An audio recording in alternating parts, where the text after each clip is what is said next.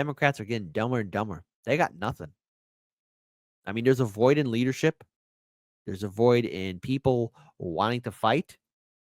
And I have no idea how the hell they're going to compose themselves during the 2026 midterm election cycle. But of all days to happen, Representative Hakeem Jeffries, don't disrespect, don't make yourself look like a clown on that day. Of all days in February, lay off that day the most. Freedom, press on for democracy, press on until victory is won.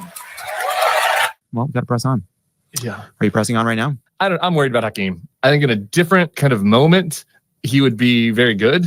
You know, like I think that during the West Wing era, having kind of like a corny cheerleader as the Speaker of the House. But I don't know, man, with Schumer waving his cane in the Senate and Hakeem doing this corny speechifying, I need somebody with a knife in their teeth right now, you know? Yeah. The era of rhetorical excess is kind of over. Like his ABC speech never worked for me. Yeah. The press on. Like even, by the way, it's the same thing that Joe Biden did when he left. The same thing that Kamala did in a couple of her speeches where it's like, it's all going to be okay. We're going to fight on. It's like, hey, let's close the fucking bedtime stories. What are we going to do?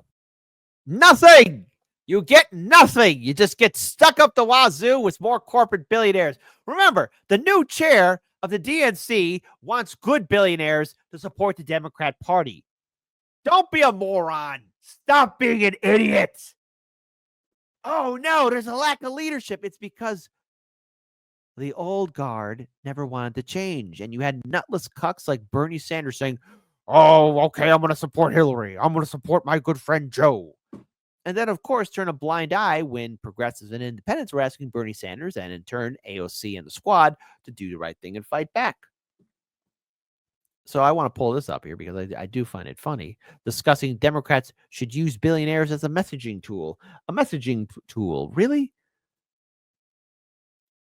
I don't think the Democrats have quite figured out how to land this billionaires attack. Like they do think that billionaires is a magic word and people hate them and it's like billionaires are bad. And I think you're going down the right track, but there was nothing in there that's like, how are they screwing you over? Right? What are they getting out of it? Democrats, I think, have kind of shied away a bit over the years by just being explicit and saying, like, we're going to tax the fuck out of these people. I think that, like, making the social media companies the enemy, like everyone being glued to their phones the enemy, I think is a big, big part of what comes next. Like, they are stripping us of our humanity. They are pitting us against one another. They're making fools of us. And we have to stop it. Look, the policy stuff, that'll come later. And whoever emerges from, these cast of candidates in 2027, like people have different policy platforms. I just feel like in the meantime, it's like, they're bad. Why? There's a certain number of people where that's enough. The billionaires are bad and they're taking over and that's enough. But I think that... I know. Everybody's in pain right now listening to these clowns talk. But I find it funny that for a long time, a lot of these people were so smug and arrogant in thinking that they knew better than the rest of us. Like, we gave this warning to Democrats and all the liberals.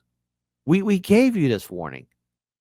And now, all of a sudden, you're realizing that what? People aren't listening to the same song and dance. The Democrats don't have a plan. All what it was just guilting people and making them feel bad, so they just vote for old man Biden and Kamala. And now that's blown up in their face, and CNN and MSNBC are tanking, as they should. They have no answer. What's your answer, baby? To broaden that message, you got to give people something to hold on to. Part of what makes Bernie's critique here successful is that we understand that it's part of a deeper ideology that comes with a set of positive prescriptions. Like, that's what gives Bernie ultimately his power. And he's had those for a very long time. So when he says we must take on the oligarchy, we must stop them, when AOC says it, when Bernie says it, it carries more weight than when, like, Kamala Harris says it. How lovely. But this would be a chance to make fun of Democrats. We're not for one video in particular. Because listen, if I can make fun of Democrats, I'm gonna bring out somebody that I just want to laugh at too. We should all laugh at him. Howard Dean, how you feeling, buddy? Your party, the Democrats, I mean, do they need to do more on these sort of multi-billion-dollar self-enrichment stories? Well, we need to do a lot more. I mean, we should never have lost that election. First of all, you never should have lost that election.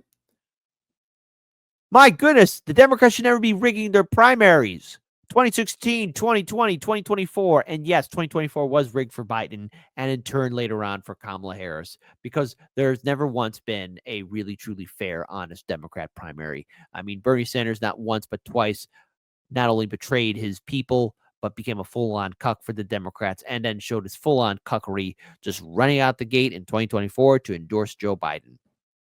Bernie Sanders is partly right. We need to focus on the working people of this country. And we talk a good game, but it's all about donors and, my good man and all this crap that goes on in Washington all the time. We need to be knocking on every door in the country, running people for this state legislature, city council, school boards. And we're not doing that. Until we do that, we're not going to win elections and we're not going to have the confidence of the American people. Yeah, you go tell him, Howard Dean. Oh, what? That Bernie Sanders was right? Yes. Yes, in turn, Bernie Sanders was right. Too bad he never believed in his freaking message. Have you called Bernie to let him know that Trump has finally brought the two of you together? No, we've been together for a while. I made my Oh, we've been together for a while, huh? Yeah, really in bed? All right. peace with Bernie a long, long time ago.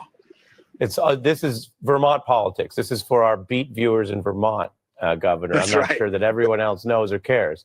But I'm glad you guys are able to see eye to eye to the extent that that's good for Vermont dialogue. Thank you. Bernie's had his place. We don't always agree on everything, but I admire his willingness to stick to what really matters. I think we're at a time, Ari, where capitalism could break in the United States. Fascism is not good for capitalism. It really isn't.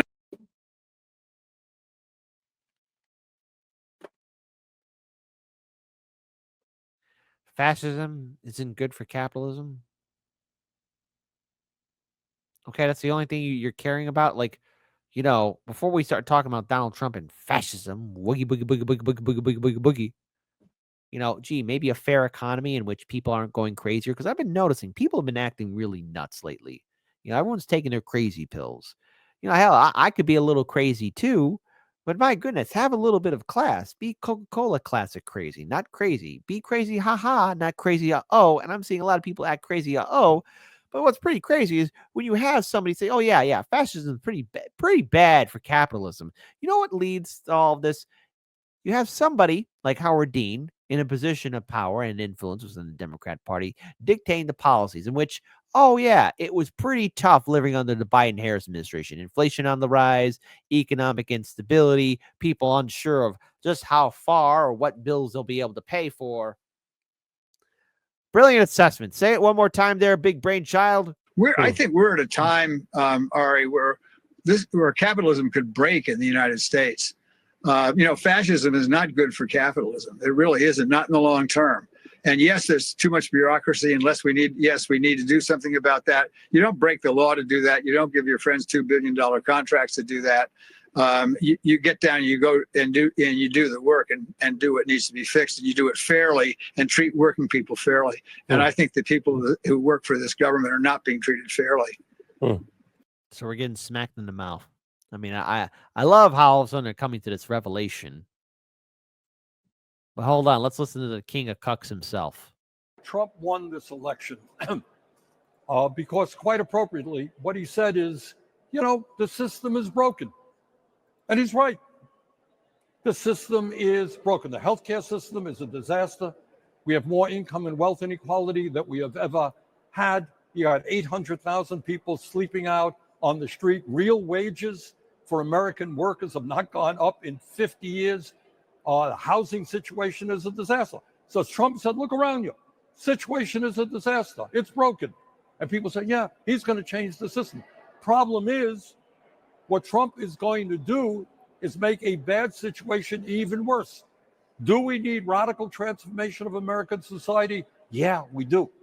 That means doing what every other major nation does, guaranteeing health care to all people. It means making sure that when working people retire, we are able to expand Social Security so they can retire with dignity. It means ending the absurdity of having the highest rate of childhood poverty of almost any major country on earth, making it a situation where kids can afford to get a higher education, that we're dealing with climate change. So, what Trump has picked upon is that democracy is not working for a whole lot of people. If you're out there watching this program and you're making $12, $13 an hour and you can't afford housing. So these two are the biggest clowns I've ever seen. First of all, you got Jake Tapper right there. He's going to be writing a fantastic freaking book called Original Sin, which is how the media covered up Joe Biden's mental decline, even though CNN did play a role in covering up. MSNBC, Politico, all the major news outlets, they all knew. And even this cuck right here, Bernie Sanders, knew that something wasn't cooking in Biden's brain. And yet they're saying, oh, yes, oh, how Trump's doing this, Trump doing that. Then why don't you put in protections for us? Why didn't you stand up against Joe Biden? Why don't you stand up against the Democrats, Bernie? This is why the Democrats are leaderless, is because you chose to uplift the old guard that assumed that all your voters were going to support them no matter what, because, here comes scary Trump. Guess what? Democracy is not working for you. The answer is not, to throw 20 million undocumented people out of this country or to cut Medicaid or to give huge tax breaks to the rich. It's to create an agenda and fight for an agenda that works for working people and has the courage to take on the powerful special interests who are now supporting Trump. Yes, the nutless cuck himself. But they have no leadership, only words. They have no actions or statements. They only have just platitudes, bullet points on a piece of paper. All of that. And yet all these people are wondering when are Democrats going to get their act together. Folks, I'm going to tell you this right now. They never will. They don't have what it takes. There's no agenda. There's no plan. There's no future for the Democrat Party. If you fool me once, it's because I didn't think a guard was needed. If you fool me twice, it's because I didn't learn the lesson, so it bears repeating. If you try the same play 3 times running, it's because you know what's coming, and you didn't come to lead, you came to purposefully be misleading. Democracy is dry. It's been a century bleeding. The husk is gaping open to the sky, out in the field where all the sheep just keep on circling and worrying and bleeding. They're waiting for the shepherd that they've tried to hide their faith in, but he's so appealing. They'd gladly give their fleece. It's such a freeing feeling that even when he leads them to the ledge and starts to urge them on, they're positively beaming.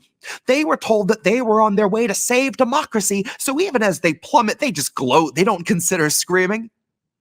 And halfway up the cliff, the shepherd's cozy little mittens wrap around the staff of shattered human hopes on which he's leaning.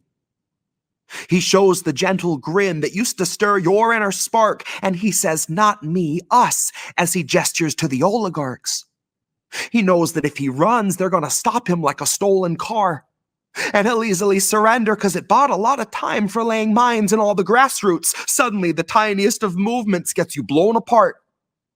Suddenly, you're in a play that's set on an election day and voting for the fire, unaware you're playing Joan of Arc. Suddenly, the shepherd pulls the rug and slips a hood across your clueless mug, and everything goes zero dark. I'm gonna warn you once more before it's 2024 and you fuck around and find out who your heroes are. To take a step back from the herd, and you'll learn that you can spot who all the shearers are. If you really want to know the product that they're selling, I can take you where the mirrors are. If you think your voice is finally ready, I can tell you where the lyrics are. I hid them in a box I had to bury neath the cobble when they carpet bombed the promenade and raided all the street bazaars. Now all we've got's the marketplace, and you're too broke to even bother asking what the options for your treatment are. Suddenly, the raw debris of homeless human dignity will find it has 100 teeth for every badge and sweeper's arm. Suddenly, they speak in solidarity and each is armed. Suddenly, the sheep can see the shepherd for his truest form and all pitch in at once to help him buy the farm. And now it's zero dark, and all is calm and peaceful save the distant wail of sirens that approach beside the flames of dawn. Suddenly, the carrot's just a string that's on a stick, and all your movements make you sick because the prize is gone. Now, we could go and flee into the forest low and meek, or we can exercise our right to feast and go and graze on Biden's lawn. Because he's been sowing seeds that seep a toxin out to sap a bit from each of us and keep on leaching decades after Biden's gone. So regardless who they summon out of hell to come and do the job, it will not feel like Biden's gone. But in that time of hopelessness, you cannot trust the shepherd when he once again comes asking you to humor him his siren song. And it's cute that you can innocently, honestly assume that's just a symptom of a system that was wired wrong, and not the standard feature, basic function, primary objective of a mass hypnosis firebomb. You don't need to know the words to cry along. Someday it'll hit you like an officer who pistol whipped their ride along. Broke his jaw and kept his job and kept it moving right along. That voting isn't red or blue or black or white or right or wrong. Voting's like a firing squad where you can choose the firearm. It's slow extinction by and large. It's Super Tuesday supercharged. It's all your futures, roots and all, just tossed out on a garbage barge. It's everybody dropping out to push the biggest oligarch. It's everybody voting fire, registered as Joan of Arc.